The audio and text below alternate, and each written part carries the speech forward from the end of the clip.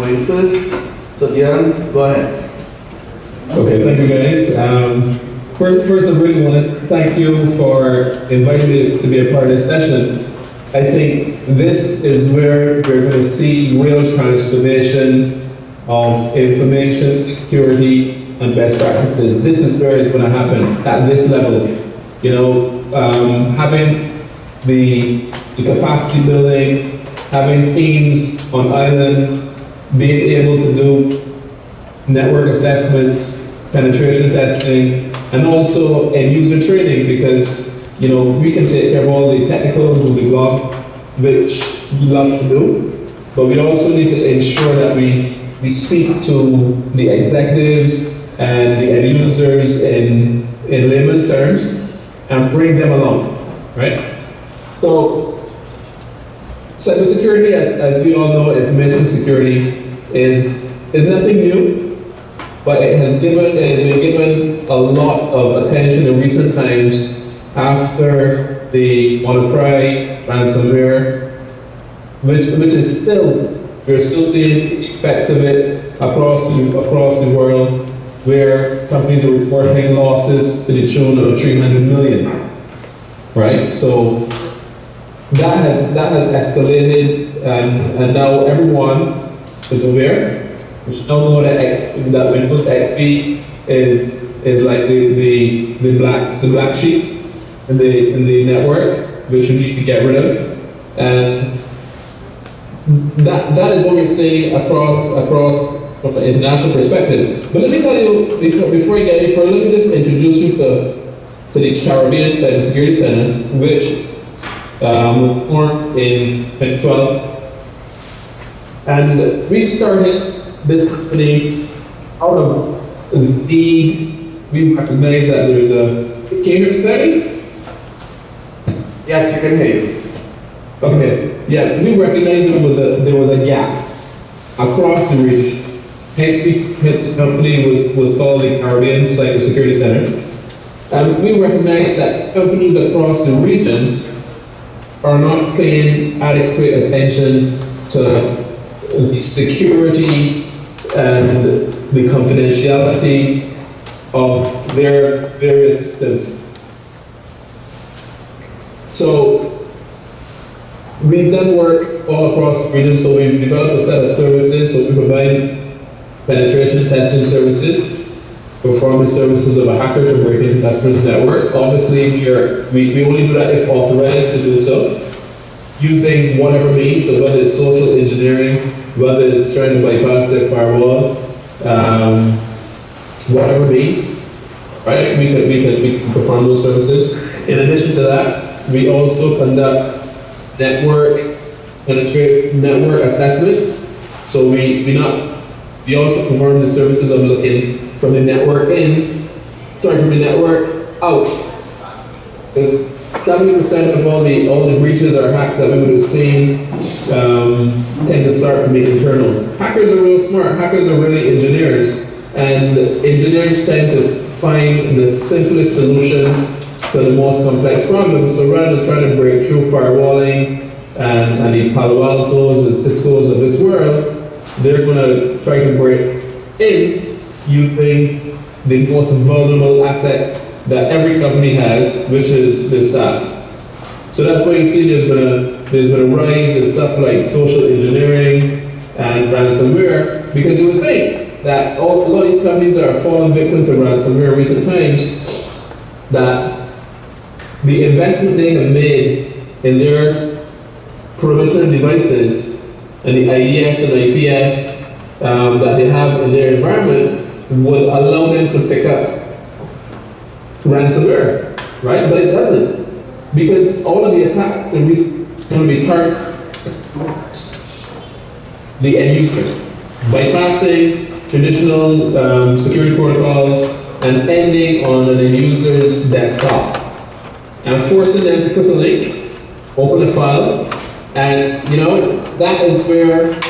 And I've written quite a few articles on this. You can go and Google Caribbean Cybersecurity Center articles, and you'll see a slew of them that we have published. But we speak to the shift in in the attack vectors, right? As I said, guys aren't trying to break into firewalls anymore. They're going after the end users. End users are the simplest ways to get in.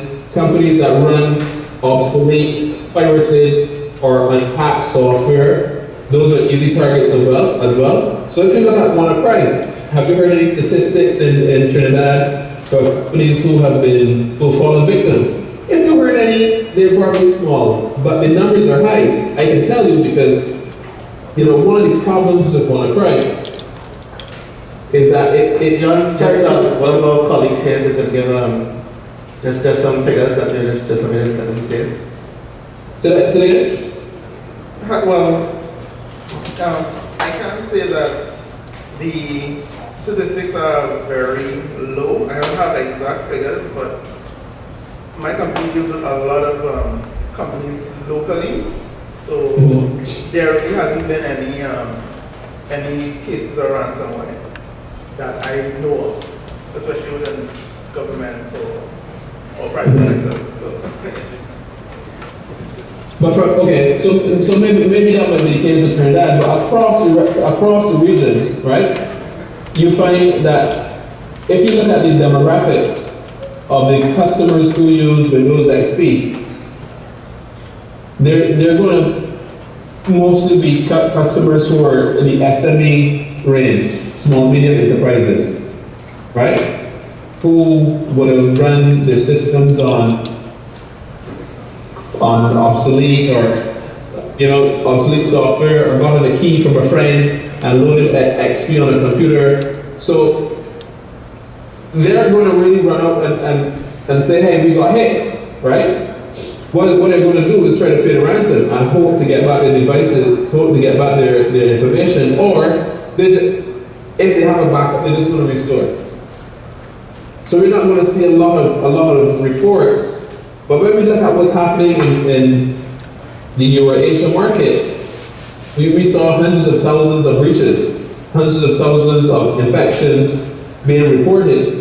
And the other thing with this region is that there are no laws. There are no laws mandating organizations to report that they've been breached, that they've been hit with a denial of service attack.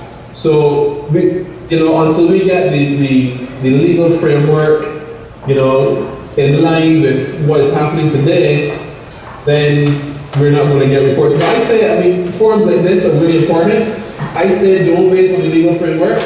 I say we need to get the capacity in place to ensure that we can train our staff and defend our information systems from the hackers and fraudsters out there now, as opposed to waiting for the legal to be ready and then we'll be ready. I think we have the opportunity to position ourselves to defend all of our information. And guys, I'll leave this thought with you, right? When you look at this thing called cyber, there are three real issues that we need to speak about. There's economic development, right? So we cannot defend our economies in this region if the powers that be, the government and the ministers and the prime ministers of this region don't understand that cyber is not like Hurricane Harvey coming across the Atlantic that we can see, that we can plan for, that we can close our windows and our doors. Cyber is something that is around us, all around us, every single day. It's in our Android phones, it's in our Apple phones, it's in the applications we work with every day. So we need to understand that, we need to understand the impact of that on our fragile economies. That's the first. From a public safety perspective, we need to ensure that the public is aware of how to navigate the issues that cyber present.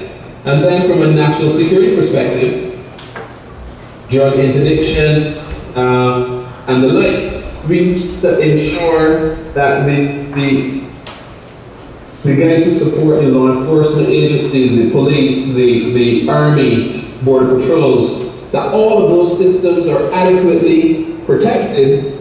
And you know what? It starts with us. It starts in this room, because we're most likely guys who are going to go out and provide the assessment services provide the support, and then that is where we start to move this needle forward. Yeah? And that's my contribution. All right, thanks, Dion. So, what I'm going to do before we get to any questions, is introduce panelists. Maybe they can introduce themselves, the EMA panelists, and we can take questions from everyone one time. So, including Dion's point of view, I have a few questions myself, but let's see if there's any questions in the room after we do a round of the introductions on the panel. So, Jonathan. Hi, good morning, everyone. My name is Jonathan Marvier. I started working with Tracy about 3 years ago at the START program. But as it pertains to what we're doing today, I studied Security Plus, CEH, and currently doing OSCP with offensive security.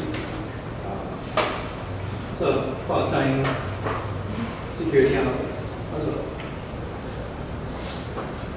I am Rashid Ulu, ICT Technical Officer with the Ministry of Planning. Well, normal procedure, if you want to get into IT, you always do the degree and then they branch up like the plus, that kind of stuff for me. And I'm actually looking at doing the certified ethical hacker, which was the CEH acronym that colleague had talked about earlier, in case anybody didn't get it. Hi, my name is Raymond Brooks. I'm with Fujitsu Caribbean Limited. I'm a remote support engineer, which is basically glorified tech support. But I basically deal with whatever the first tier analysts can't deal with. Most of my cybersecurity expertise comes from just personal, just needing to know, and then furthering my studies in ethical hacking. My name is Ranbir Hari. I'm a company with technical solutions. I've been involved in the IT industry for over 20 years. I have my CEH. I also have another certificate called CISSP, which is designed specifically for certifying security protocols, mostly banking and finance systems. And we've been offering penetration testing and other security-related services for over 15 years. All right, thank you. I'm Tracy. So, first thing, questions on what Dion, he gave an interesting regional perspective as to what's happening, and also left us with 3 areas of concern, or 3 areas of focus that we need to look at. Remember what we're doing in the room here, we're trying to assess whether you yourselves are going to be going into this field and what's required to go into the field. What Dion did, which I'm happy he did, is took it away from the technical and took into the broader thinking. What do you need to do as a cybersecurity team, army, what do you want to call yourselves, to ensure that we are well protected and at all dimensions? Based on what he has been talking about, I want to know if there are any questions for Dion specifically. I have a few questions if you all don't, but I want to see if there are any questions specifically from the 40-something of us in the room here today. There's one mic, so I'm going to have to stretch if I don't see anyone in the front, but let's go. Any questions? Don't all jump forward at the same time. There's one question, I'm going to pass the mic to, not for anyone specifically, but here, it's difficult, you want to turn the laptop around, but I'll, you just introduce yourself and let it know who you are before you ask a question. Hello, I'm Christian Rizla. I am from UE. I am the president of a club called UE Computing Society. My question is, as an aspiring web developer and app developer, what can I do to be security conscious in developing platforms and services? Do you hear that question? Yes. Do you want to take it? Yeah, okay, so in the past, web development used to be to satisfy a particular marketing initiative.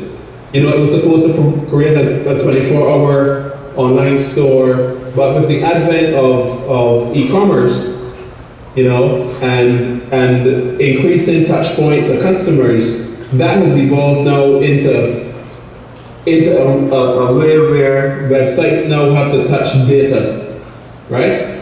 So as you mature in your development of websites, I think one thing you need to add before you roll out a website and put it in production, I think you should include some measure of assessment of the website as a part of your quality assurance, right? To have your website tested for security vulnerabilities before you go live, so that, and you can add that in as an additional cost element. If you're in the business of preparing websites, you can add in a cost for that and let your customers pay for it, because, you know, there are several different vulnerabilities that exist in websites today that can lead you to the data, that can lead you to being able to compromise the data. So you just need to make sure you do stuff like input validation. So, you know, input validation is there's one of the ways that banks get hacked across the region, because when you do your online banking, you put in your name and you put in the password. And the technical guys will know what I'm saying here. 1 equals 1 or star equals star in the password. 1 is always going to equal to 1 and star is always going to equal to star, right? So, because at the back end of that, there's a SQL statement that says select password. So you have to do a match from the input that you have just given. Then you have to do a match to the database, and if the match proves true, then you can have all of your user passwords revealed on the screen. So with proper input validation, I think that's one of the keys or tips I can give you straight off. Anytime you're inputting data, just make sure you do input validation on the screen to ensure that you don't open up other issues as it results to the client's data or the data that is at the back end. All right, thanks, Dion. I'm seeing Raymond would like to respond. Raymond. So, just to add on to that, there is a course that you can do as a programmer called Certified Security Programmer, which teaches all of those, teaches you how to program securely from a hacking perspective. So you can always, if it is you want to get trained in that, that is an option.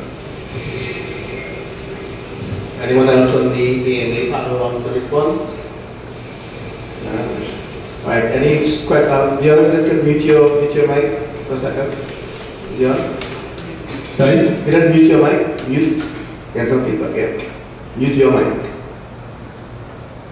Alright. So, questions again from the room before I get to my questions. We're like a talk show host there if necessary.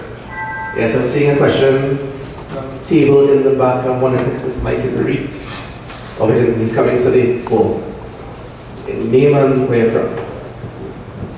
Hi, good afternoon everyone. My name is Jedediah Akwi. I am from UWI as well and currently pursuing my bachelor's in computer science.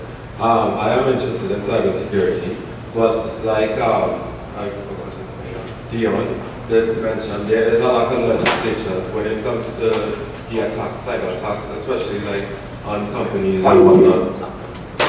Right, on large-scale businesses and whatnot. So my question is like, in the event that a company is comes under attack, cyber attack, and suffers loss of data, assets, and whatnot, so there's a problem with the police service as well, because not many people are how to put it? They're not really up to the task when these sort of crimes come to light, and they don't really hear much of it. So like, does responsibility of recovering data and as well as finding the culprits rest solely on the company that suffered from the attack? Before Naren takes it, I just want to defend the police service because I am in government and I do know a few of them in the national security. There are very good officers in their cybercrime unit, I believe they call it. I know the names, but I shouldn't say that now. But you're right, there is a challenge with the resources that are applied to it and whether they can use the legislation and what they can use and so on. They themselves know the challenges. They've told me about it in my previous life, so they're working with the government trying to fix those issues. It's tough. Passing legislation in government is very tough. It is a moving target, and as in this industry, every time you develop something to treat with the issue, the technology moves ahead. So what I was advocating in my last life was to do technology neutral legislation so that it would allow for adaptation and flexibility throughout the process when that happens. So if it is that we don't name, for example, we have something called the Electronic Transfer of Funds Crime Act, and that deals with cards only, cards. So in the review of that act, which I sat in committee, I forced, argued, shouted, cajoled, motivated the lawyers in the room to remove the word card and use something neutral. They use what devices are neutral to. So we start using the word devices. So that anything that is owned by someone, so not just a card, can be then dealt with in the act, and so on, things like that. So there are nuances that need to be dealt with, and then as the officers tell us, when you do a poor act, they can't prosecute, and further, if they do try to prosecute, the courts can't find guilty. That's a word to use. And the whole thing collapses on itself. So if you don't have any of that in place, it falls on its face. However, now that you guys are in the room, we need you to agitate, make that noise, go and talk about it, not just on Facebook and write and just leave it, but do it properly. You know, you are university students, you're organized, you're in other groups. Write to the group, write to the Prime Minister, write to the ministers, tell them what are the issues, how you can help. You'll be surprised that people are listening, because bear in mind, the ministers and so on are not the ones who are doing the actual work. It's people, well, I'm still in the government, like ourselves, who do the work. So if it gets to us, we will listen. The key is to get it to us somehow, and that's the point. I think Naran wanted to respond to that. Well, I'm just going to build on Tracy's point because he has covered it rather well. I've had clients who have had denial of service attacks as well as data loss and so on. And it is at present mostly up to whoever's the private, in my case, IT consultant or the in-house IT. However, that being said, I have never had a bad experience in terms of going in and reporting an incident. You know, and they will actually tell you, okay, we can assist you up to this point, but our hands are kind of tied after this point. You know, so they are very much limited right now by the legislation and so that they have to work with. You know, but that does not mean that there's not a willingness there. They also have a manpower issue. They literally don't have enough people who are trained. And who knows, that might be somewhere you guys can fill in. Because, to be honest, in the industry, in Trinidad, one, it's not very much advertised. You hardly hear about security, cybersecurity people doing this kind of thing. Two, that we are spread thin. You know, I have clients in 5 different countries, right? So it is a market, and that market is only going to grow as we become more and more e-oriented. Dion, I'm not sure if you heard the question, but it was on the legislation, when it was in Trinidad's legislation, in terms of when it's able to deal with the issues that come up on cybersecurity issues, and the actual personnel, if they're trained, and so on and so forth. So I'm not sure, I know we got cut off at some point, I'm not sure how much you heard. There's a follow-up question, one other question coming in. Right, so what you can do is probably, if you have to respond, let's take this response and then you can feed back in after if you have a response to that. So go again, Christian. I know that in what you were saying, you you were asking if the responsibility will land on the company to respond to incidents. I believe in the government of Trinidad and Tobago that recently there's been an organization or a program or something called TTCC that tries to help in these kind of situations, and that's Trinidad and Tobago Cybersecurity Incident Response Team. So you can look them up on Google and stuff and find out more information. Yes, that is correct. There's a C-suite in Trinidad and Tobago, Ministry of National Security houses it. Again, challenge that they have is legislation, and the Cybercrime Act hasn't been dealt with fully as yet, and so on and so forth, so on and so forth. So Dion, you had any response to that? Just want to make sure you had or didn't have a response before you move on. Yeah, so I've been making, I actually do some work into that as well, so I'm aware of what's happening as it relates to the Cybercrime Act. And I think, Trinidad just needs to get the act passed and make law. The threats, crimes are constantly changing and evolving, and we will never have a right fit of legislation and crimes. But I think at the start point needs to be some framework that says if someone is known to have tampered with a computer, to disrupt its behavior, or to gain data, or to use the computer system for pornography. And I think the previous act, the Computer Act, spoke to those sort of things. We have a similar thing in Barbados as well, but the laws are in line with the crimes. The crimes are galloping, and the legislative framework moves slowly. It takes sometimes over 10 years to get a law enacted in some places across the region. So we will never catch up. We will never catch up. So, if there's anything that the person in this room can do to help push along the cybercrime bill, I think that's one of the things we need to do. But then there are different stakeholders. You see, from a law enforcement perspective, the law enforcement need to do two things. One, help prevent cybercrime. So they need to be a part of a national sensitization campaign, making the public more aware so that they become less vulnerable. We see in a 2016 FBI report that email fraud is now number one, right? Is now number one, is risen to $360 million in losses in the US alone, and that's just the US. The numbers actually escalate when you go to the US. And email fraud is one of the biggest methods of fraud that we're seeing. I can tell you, within the last 4 months, I have worked with another forensic investigator to try to rig $500,000 US for a company in Guyana. The company in Guyana, and the money went to Mexico.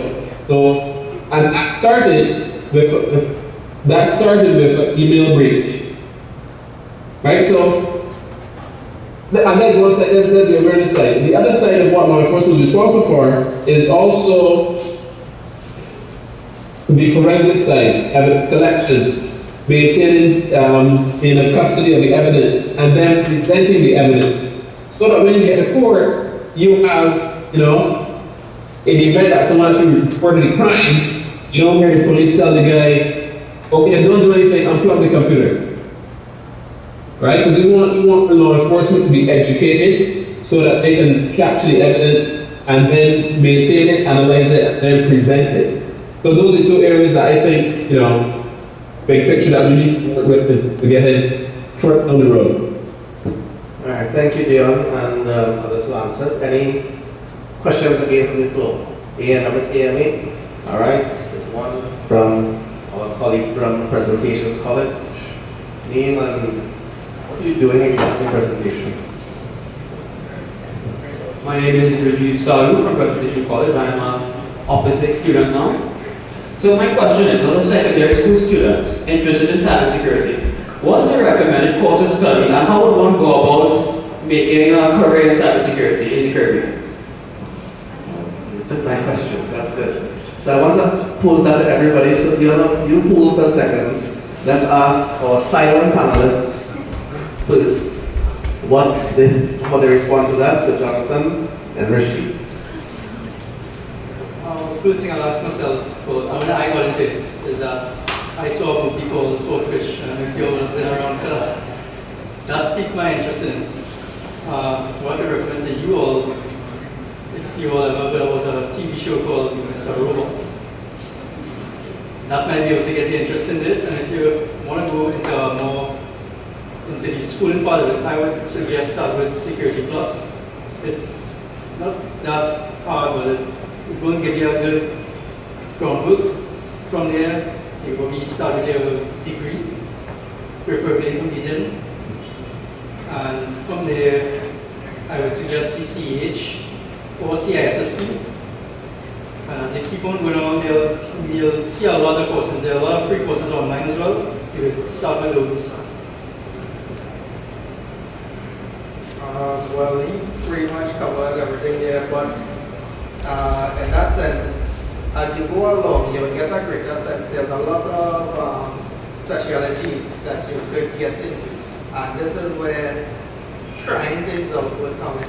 So when you end doing your base degree, you get a lot of experience, and you see where it is you want to specialize. And from there now, you'll get a better idea of how to proceed by selecting that field.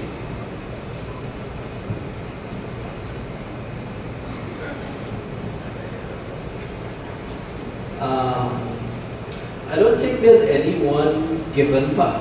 If we told you go and do a degree, then do a CEH, and then do a CISSP, that might be the safe, mapped up path. But honestly, there is no exact route.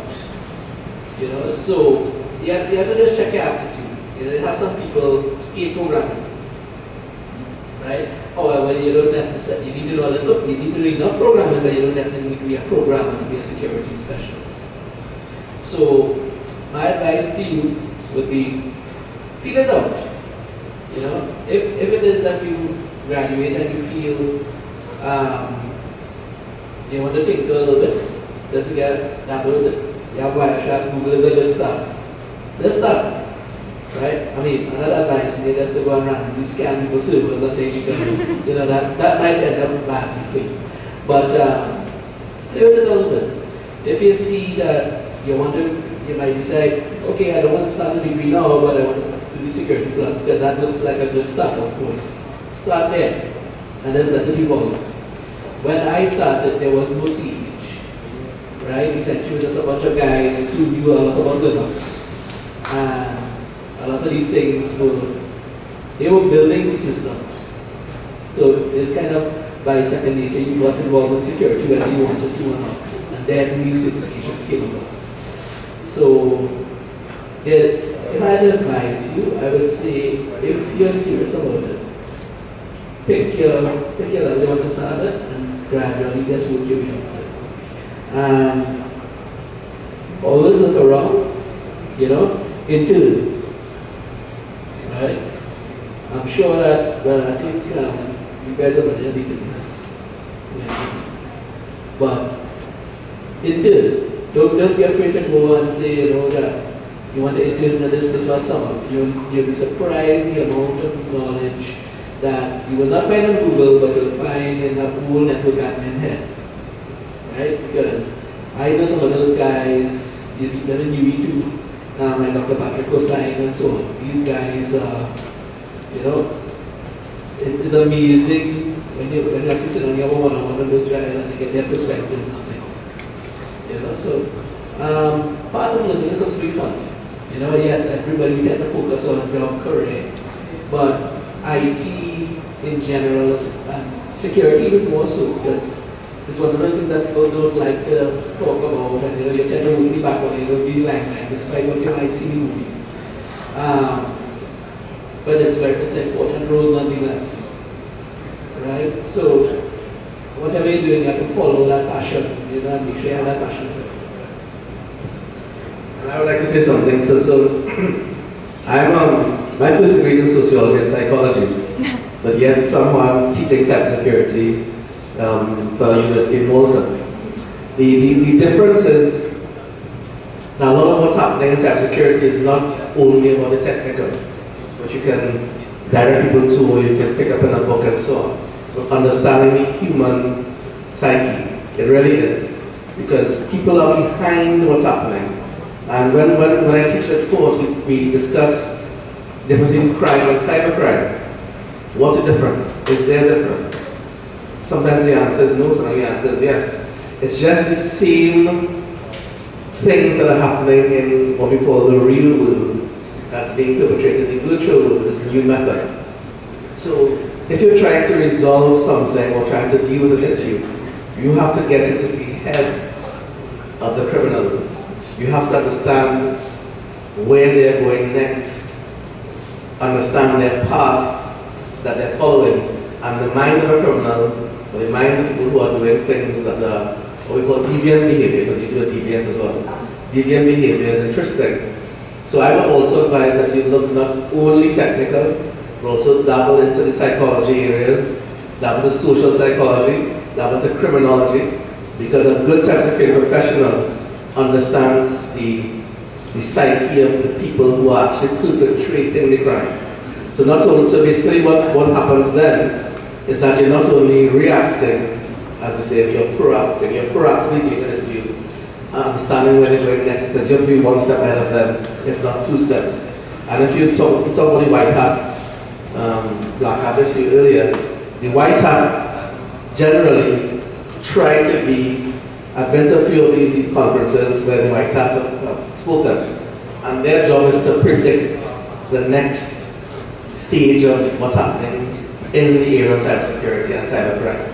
And to keep steps ahead, it's not only about the technology, but understanding trends, people's thinking. If you look at ATM fraud as an example, the technology is just the enabler. Understanding them, they keep shifting their methods of operation. Card skimming, keep shifting, because you can get skimmed now at drive-thrus. I got skimmed recently. And when I was looking back at what happened and what I did, the moment you left your card, you didn't let your card, you let it out to your site. I normally don't do it. I go to the restaurants, I go to the cashiers, I ask for the machines. But what the person did is they gave me a strange question which had me look at something else. And that moment I realized after the fact clearly that the card was skimmed. So at fast food drive-through X, which I told the bank about, I was able to basically pinpoint what would have happened. So I'm hopefully they'll dealt with that establishment and where it was. But again, that site is not technology, it's about the person being trained now to distract you, to allow you to give up your card for that moment, so that intent, and as a professional to understand those things to protect against them. So also look at those areas. Do not forget the social side of it. It was brought up here many, many times. Social engineering, being fraud. Man, all those things are all about social issues, not about the technology per se. The technology enables and follows. And people create the technology to do that as well. So keep that in mind. Do you have anything to add to that? Oh, but by the way, I have Raymond first. But Raymond wants to go. This will basically echo what everyone else has said. But what I want to say is something that happened to me. You have to understand the type of person you are. Kind of. As you grow, you will know the type of person you are, or you will learn. Are you the type of person that likes action movies? Yeah. Are you the type of person that likes investigative shows? Yes, sir. Which one do you prefer? Right. So, in terms of a path, if you just ask those simple questions. You have the CH, which is more what they call red team, which is more attacking. So you're basically trying to break in. But then you have the forensic side. People have already broken in, but now you are coming to piece everything together and figure out what was done, what was stolen, who broke in, so, and find solutions. Yeah. If you like, would you prefer to work going out in the field? Or would you prefer to be at home in your boxers behind the computer? It's an option. So some people like myself, I'd rather be at home weekend behind a computer. That's why I'm a remote support analyst. I don't need to go out. I can work remotely. And that opens up a lot of opportunities, especially for penetration testers. Because now you can work from home for a company that isn't in your local area. So, yes, there is no clear path, but the best thing to do is to really understand what drives you and what you really prefer or what you really like doing, and go from there. Dion, did you have a response to that question? Checking to the answer there. He's still in, maybe he doesn't have a response.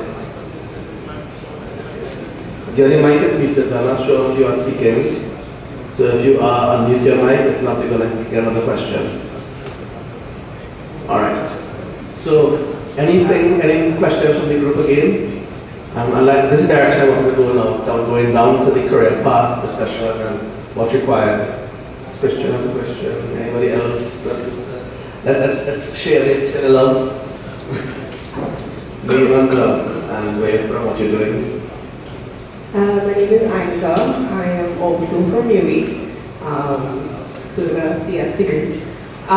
So I'm about to enter my final year of UWI, and then like the cybersecurity thing is an interest of mine. What I wanted to know is, as you mentioned, the current path.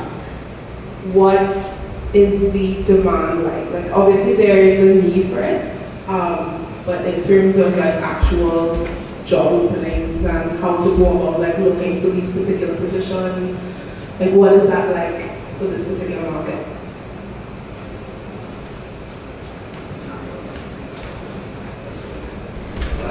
I can start by talking about the global market, and I think the local market. So there was a study done by Glasgow very recently, and cybersecurity and network security related jobs, information security, etc. I think were the top 10 jobs that were unfilled in the US in 2016. The value of those, the total value of the jobs in general was like something like $4 billion, some kind of crazy figure. And what they're saying is that those jobs are unfilled and will remain unfilled, meaning that they can't supply enough in the country, the United States of America, to fill those jobs, which means that those are jobs that have to import or they will stay unfilled. So from a global perspective, imagine replicating that globally. So data science, cybersecurity, basically ICT jobs that are beyond the standard fare, standard jobs. So specialized jobs, coding, so programmers, developers, coders, AI people, machine learning people, and so on, and cybersecurity is one of those jobs. And as it grows, and as we talk about the IoT gets bigger, and as the companies, as again was said by Dion earlier, as more of these issues come to the fore, we had a target attack recently. We had the issue with last year with the hack on the camera. Remember the IoT hack last year when all the cameras were hacked using default passwords, and people were able to break down the internet on the East Coast of the US, including Netflix and Amazon utilizing these cameras. All those things are becoming more and more important. And in many cases, those companies are seeing it as an opportunity to get those skills, but are they going to hire those skills in? It's an important question. Are they going to outsource those skills? And it's important for you all to understand, and what we're trying to do here, it's not only about you going to work in a company, sitting in the back room and doing stuff, but also about you seeing yourself as an entrepreneur and offering those services like Mr. Pacer, like our colleague Naran and so on here, who are seeing it as an opportunity to sell those services and make a living doing these things. The market for that globally is immense. It is immense. Most people don't care if you're from Trinidad or if you're from wherever you're from. Once you're good and you have the experience and you have the reputation, they're going to come to you. So from a global perspective, the opportunities are immense. They're vast. They can't come the figures that are available. And if Dion gets it, I'm sure he'll say similarly. But let's see that I saw the hand locally, but it's up here. Was there a local hand? There has a. Okay, so if you're looking at a job, right, pretty much right now, if you have CEH or even better CISSP, almost any bank and any insurance company in the Caribbean will hire you.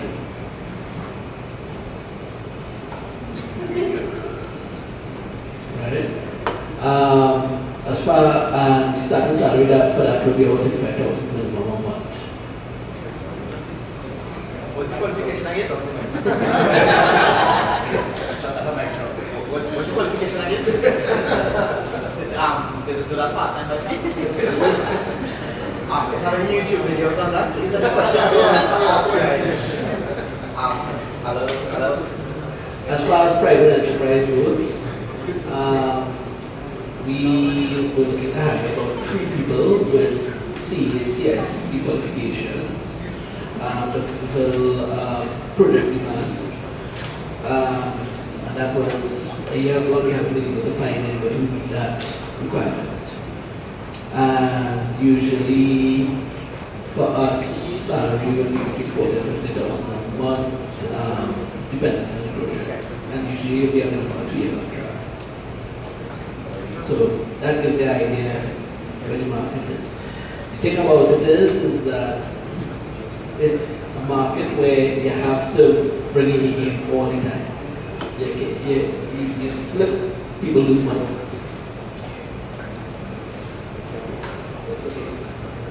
I mean, like everything in this industry, if you just do bare minimum, you kind of just getting by a journeyman, and then you're going to end up pretty much spending 30 years in a back room somewhere, making a little bit of money, and I'm wondering why I got this business. On the other hand, if you're ready, do your certifications, get out there, get your reputation, you're really passionate and you're good at what you're doing, don't make mistakes and so on, you're going to earn the money, get the expertise, and you're going to come and sit on a panel like this and talk to people about getting more people involved. Because as I say, if Naran can't find the people he's looking for to do his job that he's getting from country X or country Y, Naran suffers. Naran he has a problem now because he can't find those skills here. What does he do? He has to go to country X or country Y. You lose, all the people in this room talking about doing this and go home and don't do it. Let's be honest. You're going to lose out because he's going to go to India, he's going to go to Brazil, he's going to go to wherever he's going to go to get those skills, China, get those skills remotely. You don't have to be here, and you're going to pay them that same money, and they're going to be able to disappear from you. And they're going to ask, why could I have done that? Like, why could I get this job? It's because you didn't do what we're saying. You go and bring in A game, and I like that idea. Don't just do stuff. Comp sci degree, right? I go to interview because I interview a lot of people. They come with their comp sci degree just from school. Right, I reach. I'm ready. I know what I'm doing. I write. I want $50,000. Hard luck. If they don't want to hire me, I go on. That's what's happening. And most people interviewing people like that they write you off. Bring A game, bring experience. I like everybody internships. Volunteer to work with people who are going, who can help you. You help them and they help you. Get experience, get good. The on-the-job experience is equally as valuable. Some people say more so than the actual certifications that you get. Keep that in mind. Do you have anything else to add to that, if he's still on the line? If do you want to put your mic is muted? If not, then somebody else will say something.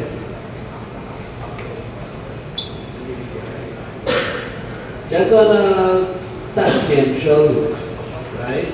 But on the topic of internships, and this is another story I tell people, it's food related, so everybody should be pretty familiar.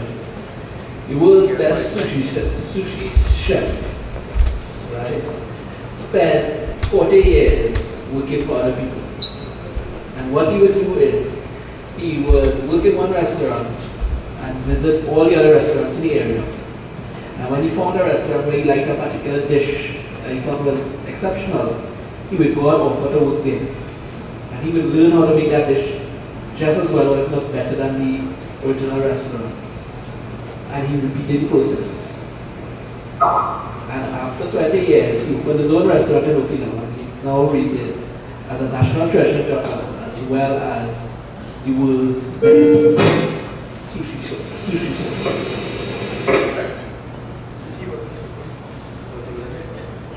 So, if you have to do anything, be it IT related, anything, follow that same pattern, because whatever you decide to do, always give it best, right? The problem with Trinidad, and this is Tracy alluded to it, we crank out, we will crank out what, 40, 50 Coxside majors. 80, okay. So, 80 of you guys come out, and I'm going to employ, I have to pick 5, right? What makes you better than everybody else? And that's the reality of it. You always have to, if you want to get the salary and you want to, get the paycheck and so on, you have to have your A game, right? Otherwise, you think about this, a lot of people will be quite happy. They have a Coxside degree, they sit down at home, you get 20 grand a month, you're comfortable. The question you have to ask yourself is, what are you really passionate about? That you always will bring your A game. And that is what people like myself, that's what we are looking for. So Dion, I think you weren't hearing what's going on, so we were asking a lot of questions about careers and whether or not, what would it take to become a cybersecurity expert or developer, cybersecurity expert from secondary school or from university, and what else would it take, the other side of it, what's the demand for these jobs regionally and globally? I'm not sure if you can answer any of those questions. Yeah, okay. So I think that's like any other. It starts with a hunger. A hunger more it starts with the tinker, the change configurations. When you're in the computer lab at school, you try to take over your friend's computer, right? Those are things we can start looking for, right? Because those are the kids who will progress and become very good in terms of, becoming the next cybersecurity professionals. You have to have analytical skills. Everything that the guys have said before, I will support. You need to be analytical. You need to be hungry to be a part of it, and then you need to be certified. You will not get any recognition as being a security professional anywhere, whether it's in the Caribbean, whether it's the US, unless you have more than just a BSc, right, or a master's degree. You need to have some level of certification within the area, and hands-on. Hands-on expertise is always a bit, but you always need those certifications. So, CA, ASSP, CompTIA, Security Plus, there are lots of them, but I think everybody needs to understand what their path is. Some people will go towards the analytical route, some might go more towards the technical, some might go into forensics. So it's going to be a personal choice in terms of which area you want to end up in, and then you build the path to suit.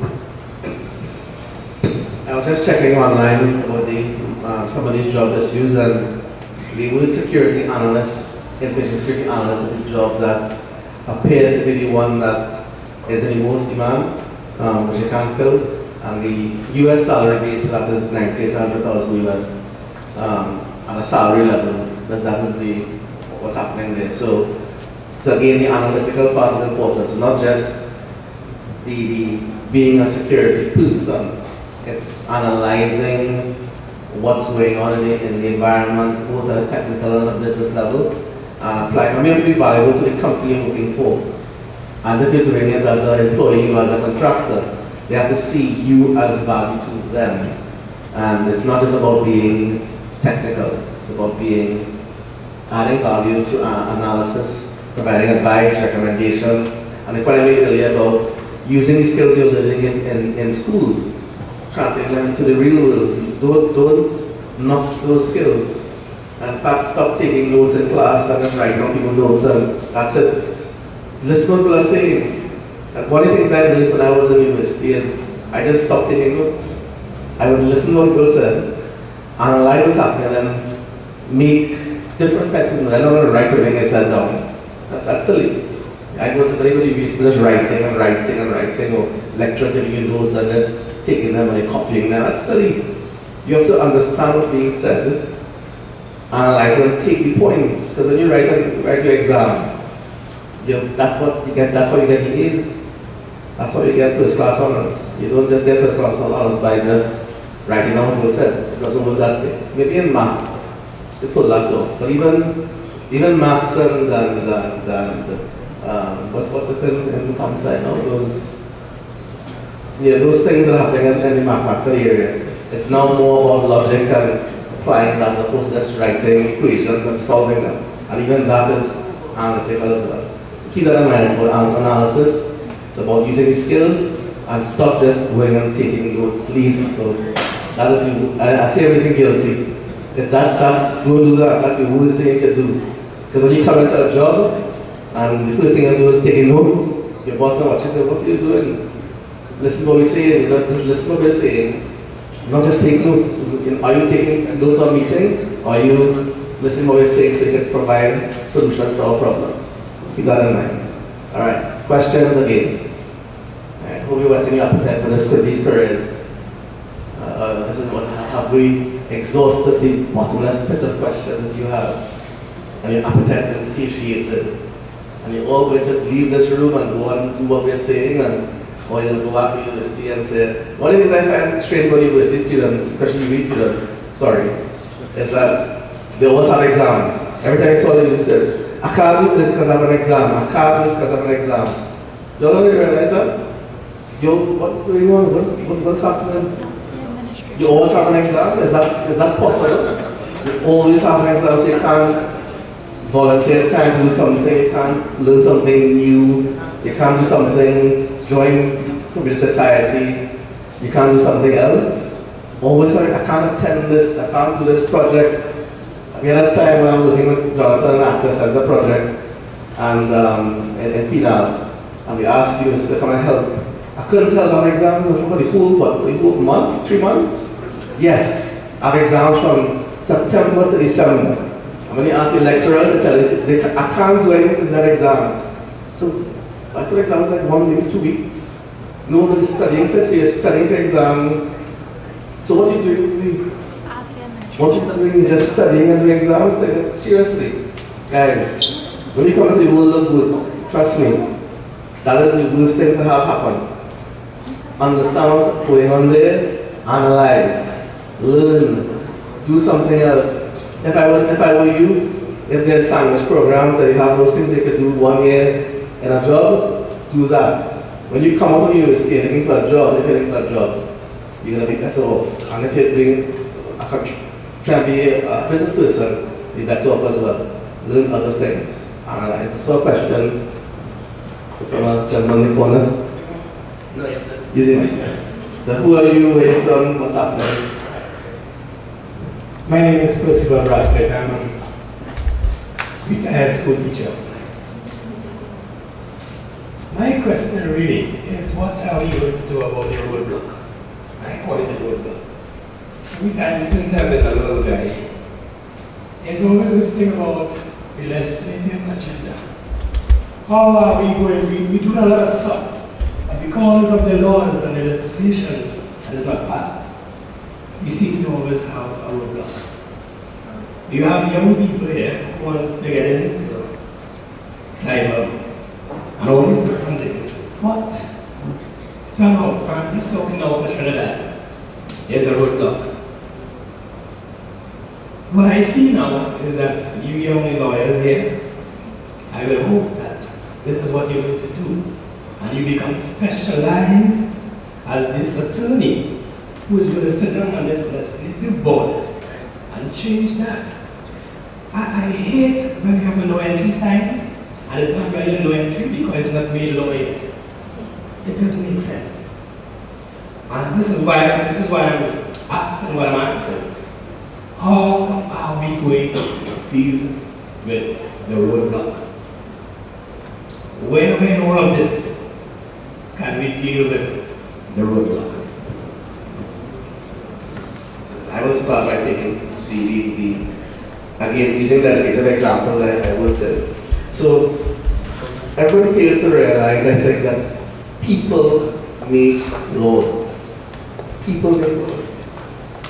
Society, it reflects norms and values. If you go to the theory of law, and so on and so forth, it reflects values and mores and all these things in society. And as a minister once told me, in non-certain terms, you don't worry about that. What I'm talking about there, I won't say what. I make the law, I can change the law. And he's right. I mean, it sounded arrogant, but he's right. The minister can take the legislative parliament to change the law. So I should be worrying about whatever I was worrying about at the time. I will change the law to make it happen. You don't worry about that. And as you tell me what to do, I will get it done. Great. But the more that we sit back and relax and wonder and wait and wish and talk and quarrel and complain and Facebook and talk about it, it is distressing. So you as experts in the area of cybersecurity or ICT or whatever it is, get yourselves in order, because when the lawyers are coming to make laws based upon directives from ministers or wherever, they're looking for expertise. They are, trust me. They're looking for the expertise. If they can't get it, they're going to do it because they have to make the law. They're going to say, well, minister, I could not find a cybersecurity expert because the person was terrible or whatever, so I can't do the law. They're going to make the law. And they're going to make bad law. And as he said, they're going to make law that makes no sense. And it can't be prosecuted. So when the cybersecurity laws are on the books now, with the misuse, etc., act and so on, and people say it's bad law, it's not because people sat down and said, let's make bad law. Nobody said that. They didn't have the advice. You guys weren't talking to them, they weren't talking to you, whatever. It's people behind the thing. Ministers weren't listening, whatever the issue is. Now there's an opportunity for you to be experts, provide expertise to the legal environment, the lawyers themselves to get training and so on to get the laws right. There's a Cybercrime Act now. It's under review by the Joint Select Committee. There are flaws in the Act. Have you all commented on the video? Have you all read the Act? Oh, show of hands. We in cybersecurity talking. We talking in the room here. Who has read the Cybercrime Act? Who has read, seen pieces, read the papers? No. Who has read the Cybercrime Act? Who knows there's one? Good, so you know, that's the first step. Who has read it? Laws in English, you know. Who has read it? One. Look at everybody panel. Two. That is, seriously people, they're going to pass a Cybercrime Act in the country that many people have said, many people, let me not say me, because I'm working government, many people have said jeopardizes the freedoms of this and that and the other and does this and does that and so on. is not prosecutable, and all these things, fines of $1 million for this fight. Do you know, in theory, if you potentially slander somebody online on Facebook, you can be prosecuted now with that act? I'm oversimplifying, but that is what could theoretically happen. Have you all said anything about it? Have you all written to the Joint Secretary Committee and said, change the phrase of that act because there's some technical issues that make no sense in the act? I'm saying there's some issues in the act that just make no sense. Have you all said anything already? Get active. Bring your A game. This is the things that we're talking about here. You're doing things, you want to practice it. You have an opportunity right now to use the skills that you're learning to practice and analyze and bring value to somebody in the country. Go ahead.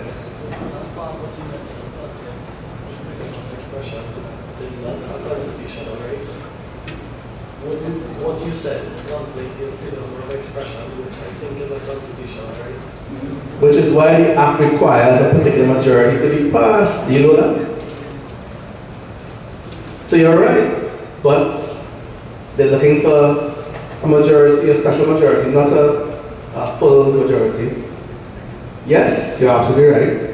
You're guessing maybe, because of what I said. But if you went and read the act, you're right. Therefore, something needs to happen, right? That cybercrime, that law will be in effect, if no one says that law will be in effect by end of the year. And suddenly people start saying, Peter Trinidad's very good at this. Who put that in place? Where that come from? How that happened? How nobody, that no consultations? I don't know that wrong. Yeah, but the consultation went on now. You're the experts. Read the act. Go to Parliament. You can't go to Parliament and sit in the public gallery. This is what's happening. We come talk to MPs, talk to senators.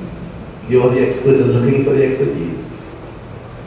And that's practicing your skill. You're not the skills, you're practicing your skills doing things that are value, that will earn you reputation, earn value for you, earn value for the country, and be able to translate beyond the technical into the business and analytical skill. That's a good example of something that can happen. Thanks for raising that. Anybody else wants to tackle that issue? Dion? No? Yaran? So, the other side of that equation, of course, is everybody's waiting on government to do something. Why? Why are we so complacent? Everybody's waiting for the government to do something. Speak up. Right? Same thing Tracy said, to some degree. No, they have the experts. The experts have looked at it to some degree. You have people like Trender with Computer Society who actually looked at it. The Internet Society has looked at part of it. How many of you know those societies even exist? One.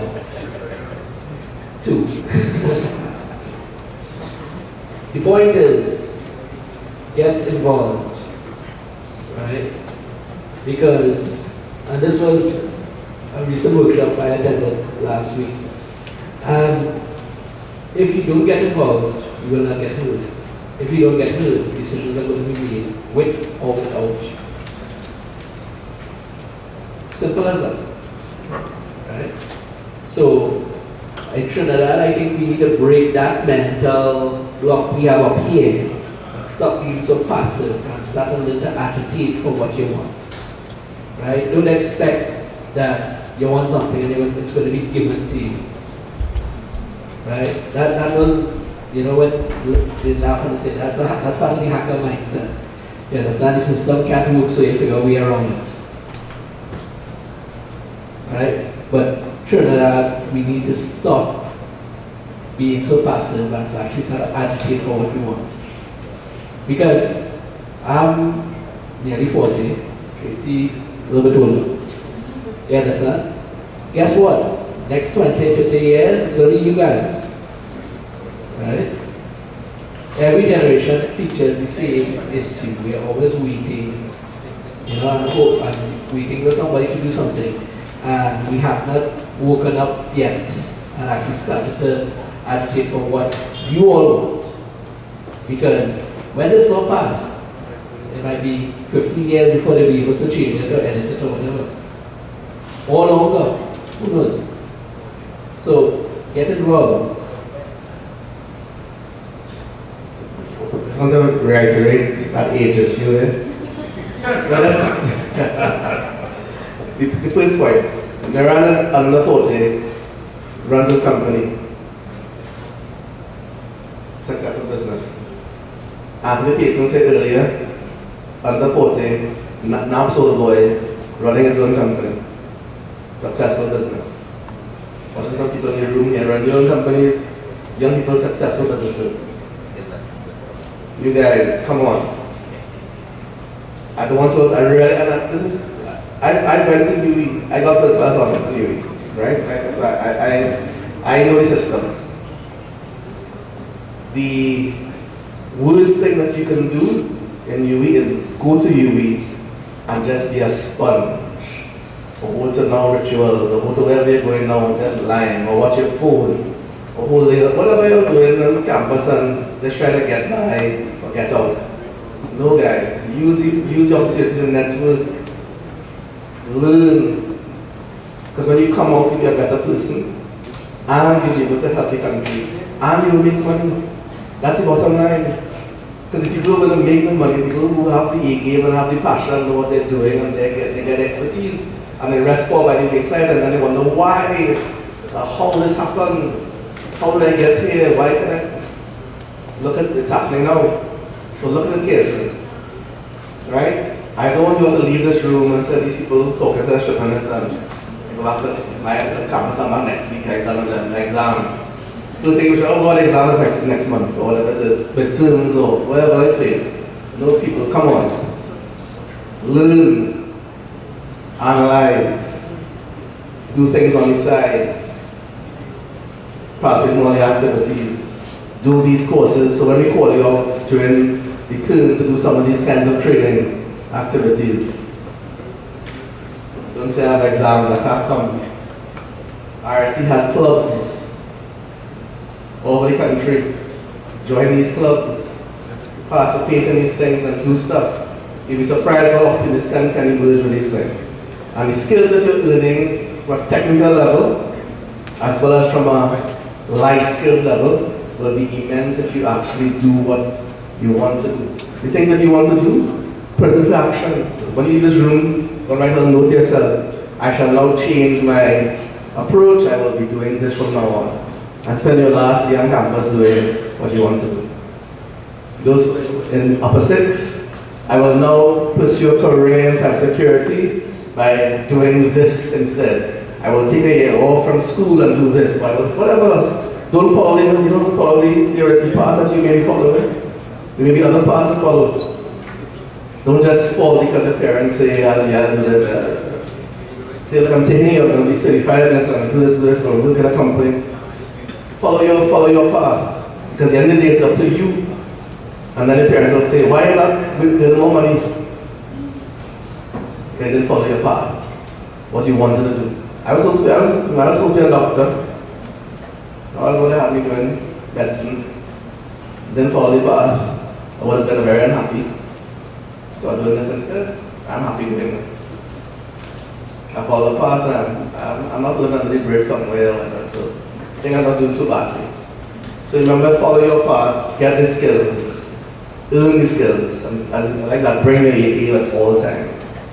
See this looking down on your phone and people talking and this and distraction and so on, no way. Pay attention, writing notes and people talking and things, writing furiously. What you see? What you see? I know that game was a terrible game. That game you're playing there, that's the game you're in, stop it. One time. Make this from September, what was it first day of September? Next term, when it's school open, stop it. What you say again, what you say, no. Listen to the man or the woman saying, analyze and make your own notes. Don't copy notes, don't write everything down people say. Analyze what you say, you're surprised how different you'll be.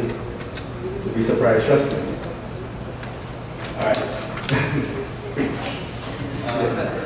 Questions again? Anything further? As we kind of want to wind down, I want to do something else after, but that's it. Anything, any questions? Do you only have anything to add? I don't think so. I agree with the comments. I agree with the comments, man. Great. The last thing I wanted to bring up is that it's something called Safety, SAFE.TT, which is a project that's run by, wearing my other hat. I also chair the Internet Society of Trinidad and Tobago in chapter, and I'm actually the vice chair of that group. And we have a project that is funded by the Internet Society to basically provide a home for local cybersecurity content that needs content. You need content from people like yourselves to go to generate content for us. Tips and tricks, videos. If you can do cartoons and draw, we love all of that. Anything that is local content, put into it. Right? You can go to the beta site, it's called staging.safe.tt to see what's supposed to be there and get a sense of what we're trying to put up. Dion also has a project called, for a region called thinkclicksurf.net, which is based on Barbados. It's a regional project that he wants to partner with us and get content up for the region. We don't want to see overseas content on our portals, we're going to see local content. Staging.safe.tt. So safety. Yeah. But staging using, we're not live yet. And the on-site is thinkclicksurf.net. So, some of the things that you can do now, generate content for those projects and have us put local content, and you yourself you get attribution for it, can't pay for it, you get attribution for it. And you can point to, when you're doing your portfolios and going to get jobs and so on, point to anything you've done. Like I've done a video, I've done this paper, I've done this infographic for this project, because we'll give you credit. We'll attribute everything to you. So please, we're looking for that kind of information. Work with your friends, do a project. Happy to work with us. I'm right here in this building. I'm tracyhackshaw@gmail.com for my personal things. tracy.hackshaw.gov.tt for the government stuff. No E, Tracy. You can reach out to me. And hope to see more of this happening, more of the times, and with you guys. All of you becoming experts in the field and becoming a TT cyber army, if you want to call it that, doing the good of the country in the cybersecurity realm. So I'm just going to get the team to wrap up with last thoughts and anything further. Right?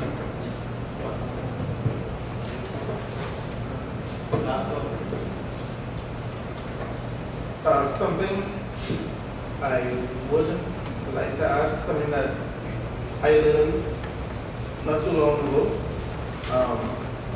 One, get a journal. That's a little book to write your thoughts down, because especially in this field, you're going to get faced with a lot of problems. And as an IT person, you need to know how to deal with problems. And what a journal does, it allows you to separate, it creates a space between you and your problem. And you're always hearing things, you read something somewhere, take a look at it. Two, find someone you can emulate. Basically a mentor. So when I was 5, my sister's boyfriend was a systems analyst for what was Amco, or well, now it's DB. And he introduced me to computers. And what he would do is he would just leave the system there. And at 5, I was already trying to break into the system to learn how to play games and learn MS-DOS. And that's how I got started. I basically learned what he did. So get yourself a mentor. A mentor doesn't have to be in your room with you. It doesn't have to be somebody you speak to directly. There are millions of mentors you can find in books, on YouTube. A good resource for learning IT courses in general is cybersecurity. And yeah, that's basically the two top tips I could give for life in general. I just want to harp on 2 points that Tracy had made, right? One is to do with internship. Being an intern is one of the creative experiences you can have because you get to work with the experienced people. We at the ministry do internships in the summertime. And they come in and we give them hands-on practical experience. And that is something they can't get in a classroom. That is something they can be taught in traditional sense. When you get to do something and you get to feel it, touch it, experience it, you accept the information and you're able to process it and it becomes like second nature to you. On that vein as well, with the internship, a lot of the things we have come from UE. And what you was talking about, the UE sponge, that is a real thing, right?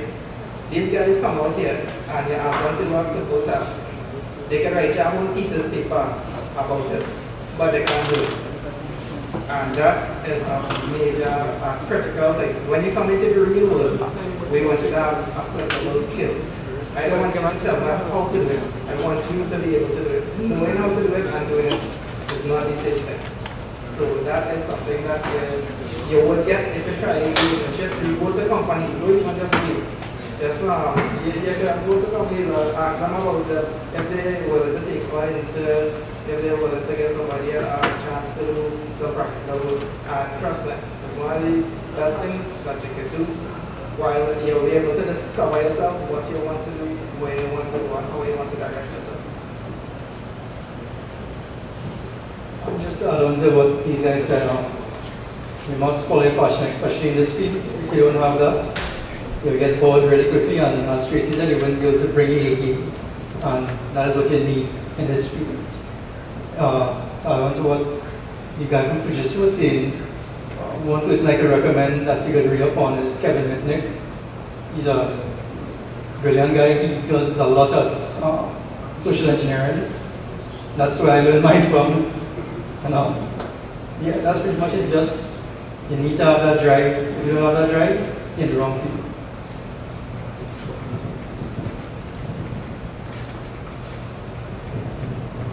I met Kevin once actually.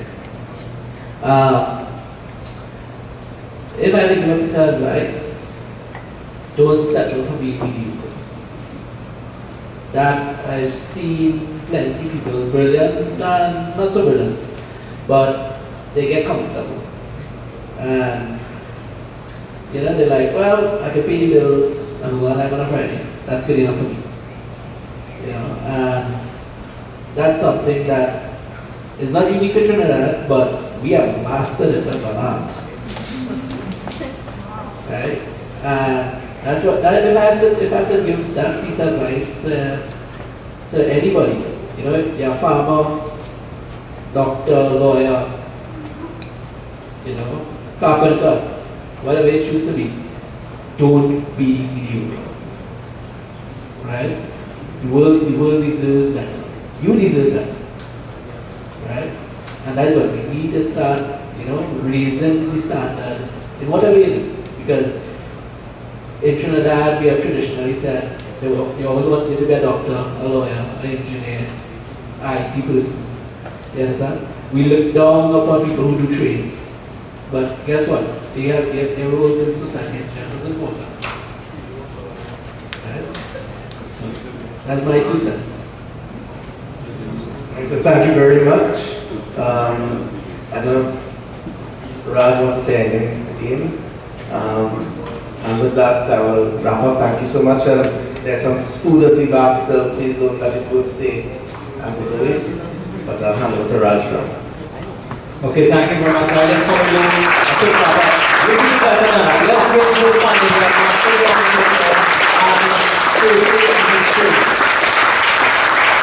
We would also like to say a huge thank you to exporTT who made the event happen today, to Digicel, who provided us with the internet connection. And for all those with clubs, remember Digicel is working with us. Whenever you have an event, they will come and you're going to get free connectivity for the day. And then of course we will do that. So thanks again to the clubs who are here. We have SANS, we have Archibald Challenger, we have Marble Assault, we have our UE, the Denison very pressure upon us, Naparima College, and we have representation from Costa. Did I leave anyone out? So quick thing, today's event is an excellent start to what's going to happen. Because, well, you know, our gaming tournament's going to be starting, huge gaming tournaments. You don't know this, but the representative from St. Vincent just left, he was in here. And they are bringing out some regional teams from St. Vincent, St. Lucia, Guyana, St. Kitts, Costa Rica, and Belize, where we have our clubs. And the clubs are expanding pretty soon to like about 10 other regions. Now, what's happening with respect to cybersecurity, that's what I want to stick to. IBM, Intel, and Civisoft will be in Trinidad in October, running a series of cybersecurity events. And we're hoping to partner with a lot more with our local expertise here. But what we'll be doing is standing on the legal side of the line, bending as much as we could to the other side, because it's being under the umbrella of the Ministry of Education. And we're going to have some competitions with respect to cybersecurity in schools, and then some regional tournaments that's going to happen. So that's going to be exciting stuff. So people in clubs, get back to our national executive, and again, thank you all for coming out today. I'm looking forward to an exciting year, academic year now starting, of technology events with the RSC Tech Clubs. Thank you very much.